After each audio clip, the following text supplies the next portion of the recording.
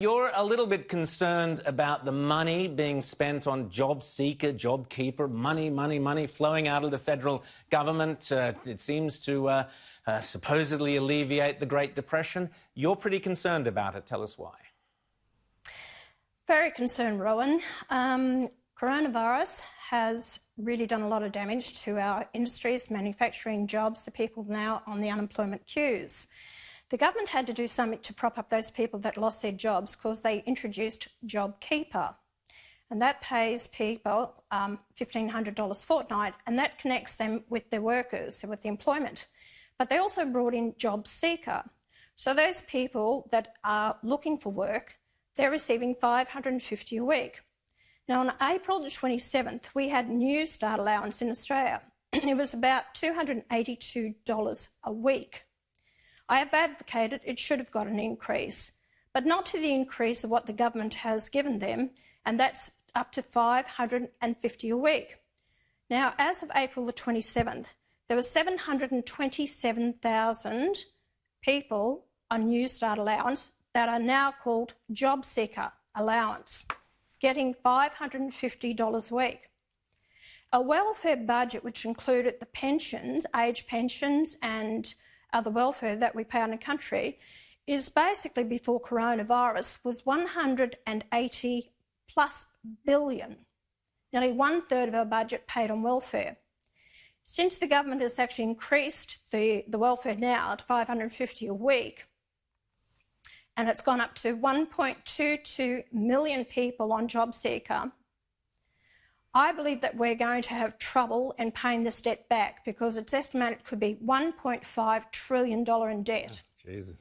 I think the government has set a bed for themselves, made a bed for themselves. They're going to find it very hard to actually roll back. Because the problem is that I think that with Jackie Lambie, who said she will not look at, rolling back the JobSeeker program, you got people who won't go to work, you got those unemployed that are unemployable, have no intentions of working, and I think we can't carry it as a nation. So what I'm saying, those people, and let me make it quite clear, those people who are 50 years and older will not change, they will receive their job keeper. But those people under 50 must get employment within a 2-year period. If not, you lose your job keeper for a year. Rita.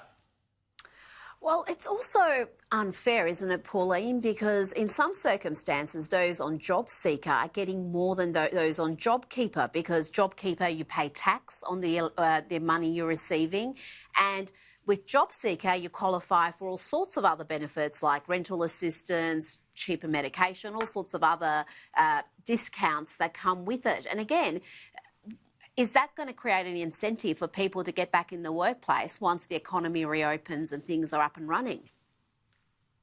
Rita, you're absolutely correct. You see, there's no incentive for people to actually get out and go to work, and you've got to consider those people that are working, who leave their homes, run a car, go through the toll roads, they're away from their families for hours on end, they're paying their taxes and come home fine. Their neighbour next door has not even bothered to look for a job. They've actually paying their taxes to keep them in a lifestyle.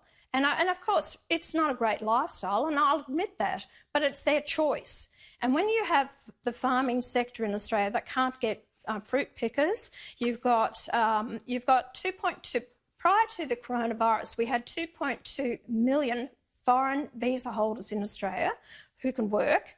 You've got hundreds of thousands of students who can actually work up to 20 hours a week. You can't tell me the jobs aren't out there. This is why we've got 3rd and 4th generation that are actually on this New Start allowance. They see mum and dad sat on all their life. They have the same attitude.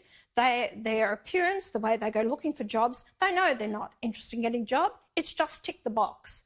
And if we can have the family farmhouse allowance that the government made it, you only get that 4 years out of 10 years, then why aren't we addressing those on New Start who have been on it for 20, 30, 40 years? I think it's ridiculous. So and what I'm hearing from the people are agreeing with me, and some are even saying 2 years is too long. But I believe in giving people a fair go. It's there as a helping hand, not a way of life. And we've got to get tough. James. Yes, a hammock, not a safety net, not a hammock, as the saying goes. But I want to shift gears for a second and ask you about reports that a Chinese-owned company called Unibale has been buying up water rights in Australia. Can you tell us a bit about this and what's happening with this? And frankly, why isn't the government doing more to stop Chinese Communist Party-owned companies from doing business in this way where they're buying up really precious resources like our water? James, this has been going on for quite some time. When Howard separated water from land in 2004, therefore, they allowed for the privatisation of water. A lot of the farmers who actually sold their water rights then, when you've had the sale of it to investors, foreign investors, and it's estimated about 20% of our water is foreign-owned and 15% of the water licences are foreign-owned. Yet the governments are still allowed for people to buy up water licence on the internet, which you can, and there's two different licences.